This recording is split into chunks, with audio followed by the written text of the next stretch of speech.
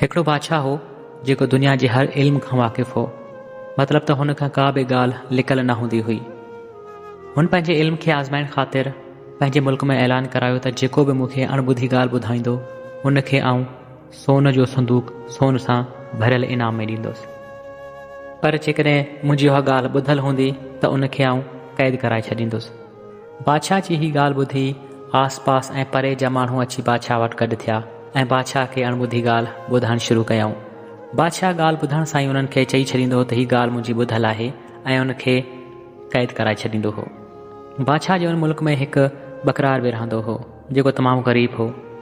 हुन सोचियो त मां बि वञी बादशाह खे कान ॿुधी ॻाल्हि ॿुधायां, मन को मुंहिंजो भाग सणाओ थिए ऐं मूंखे सोन जो संदूक सोन जे सिकनि सां भरियल मिली पवे। हीउ सोचींदो वियो त मां बादशाह खे कहिड़ी अणॿुधी ॻाल्हि ॿुधायां। सोचींदे सोचींदे आख़िरकार वञी बादशाह जे दरबार में पहुतो।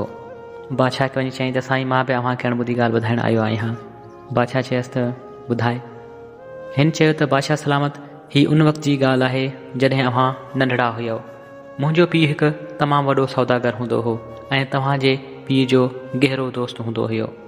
मुंहिंजो पीउ हिकु दफ़े वापार सां गॾु तमामु परे वञिणो हो ऐं मुंहिंजे पीउ अव्हांजे पीउ वटि ख़ज़ानो अमानतो रखाए वियो हो ऐं चयो हुअईं त मुसीबत जे वक़्तु आउं हीअ अव्हां खां वापसि वठंदुसि।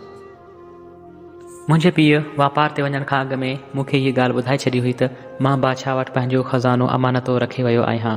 जॾहिं बि का मुश्किल वक़्तु अचई त बादशाह खां वञी वठिजांइ। अलाह ताला जी महिरबानी सां उन वक़्तु असां वटि तमामु घणी दौलत हूंदी हुई, जंहिंजे करे असांजो वक़्तु सुठो पियो गुज़रियो। हाणे हाल अची असांजा हीणा थिया आहिनि, बुख बुछड़ो बला आहे। तंहिं करे अॼु साईं वटि अची तव्हां खां पंहिंजे ख़ज़ाने जी घुर कई अथमि।